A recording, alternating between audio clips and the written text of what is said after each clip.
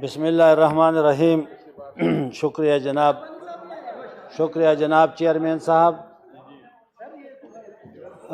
آپ نے بھی مجھے اس وقت ٹائم دے دیا جب وہ غیر مسلم ہمارے ساتھی نکل رہے ہیں۔ بھائی صاحب مجھے تو الارم نہیں آ رہا تھا کہ وہ واک آؤٹ کر رہے ہیں، تو یہ ساتھ جو ہے نا برامن تنگی کیوں جا رہے ہیں؟ آپ بیٹھے، آپ تو چرچا دیکھیں۔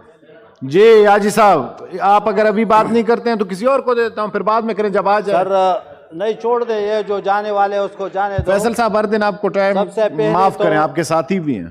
جناب چیئرمین صاحب، سب سے پہلے تو میں اپنے اکلوتے منسٹر صاحب کو نئی ڈریس پہننے پر مبارکباد پیش کرتا ہوں، اور ان کو اللہ تعالیٰ نے منسٹر صاحب طاقت لے دیا ہے۔ آئیں منا کے اپنے ساتھیوں کو۔ ایک ہی رحمت تھا، وہ بھی چلا گیا۔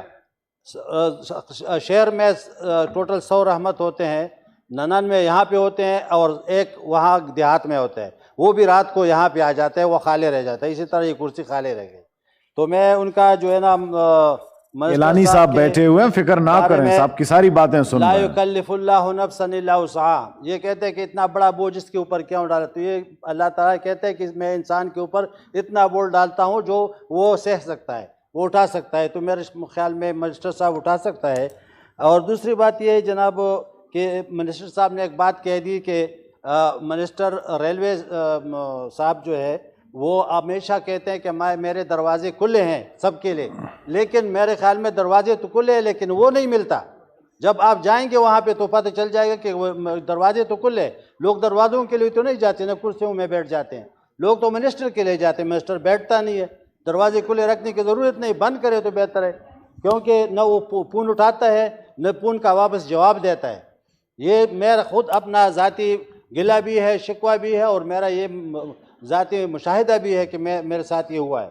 دوسری بات یہ ہے کہ یہ سوروں کا اور کتوں کے سلیم بارے صاحب میں، نوٹ کر رہے ہیں بات۔ سر ٹھیک ہے، سوروں کے اور کتوں کے بارے میں کافی ٹائم ضائع بھی ہو گیا، اس کے اوپر خرچہ بھی ہم نے سن لیا کہ بہت آتا ہے۔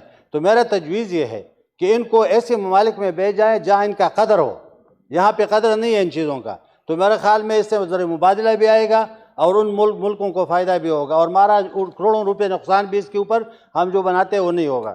تو یہ دوسری بات یہ ہے کہ میں محترم جناب شہباز شریف کا مشکور ہوں کہ وہ پشاور کے حادثے کے فوراً بعد جا کر وہاں پہ جو پولیس لائن میں واقع ہوا تھا اس کے اوپر اس نے خود جا کے وہاں پہ ملا، مریضوں کے ساتھ گیا، وہاں کے لیے اس نے وہ کیا۔ پھر اس کے بعد اپیکس کمیٹی کا اجلاس بلایا پشاور میں، یہ بہت بڑا اچھا قدم ہے۔ اور آل پارٹی کانفرنس پتہ نہیں کہ منسوخ کیوں ہوا، لیکن یہ ضرور ہونا چاہیے۔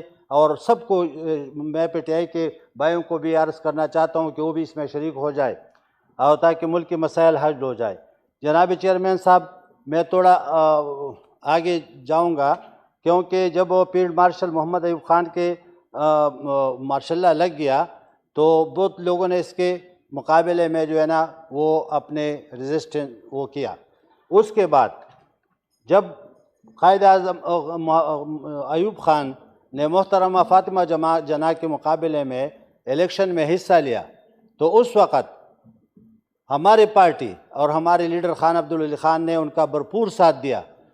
اس وقت اس کا نشان تھا لالٹین، فاطمہ جناح کا، اور ایوب خان کا تھا پھول۔ تو اس میں اس نے لالٹین کا ساتھ دیا، اور ایسا ساتھ دیا کہ آج بھی لالٹین عوامی اشتعال پارٹی کا نشان ہے۔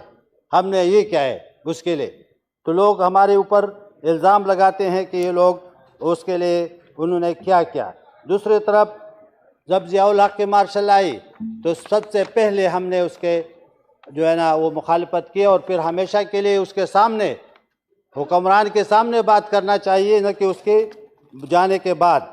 تو اس میں ہم نے بار بار اس کے مخالفت کیے، اور اس کو اس کا کسی بھی ہم نے اس کا وہ تسلیم نہیں کیا۔